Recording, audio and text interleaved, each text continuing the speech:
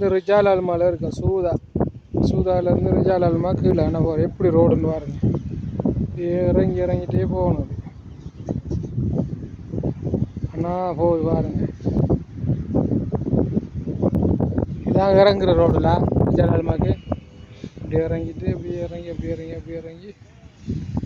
இறங்கி அங்கே போகுது அண்ணா. வார வழி இங்கே வந்து இப்படி இறங்கி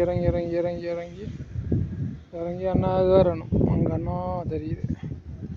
இப்படியே போய் இன்னும் இறங்குது. அந்த ரோடு பாருங்கள் எப்படி போகுதுன்னு. இது ஏறி இறங்கிட்டு இப்படியே வந்து இதில் இறங்கி திரும்ப அதில் ஏறணும். அண்ணா அதில் ஏறி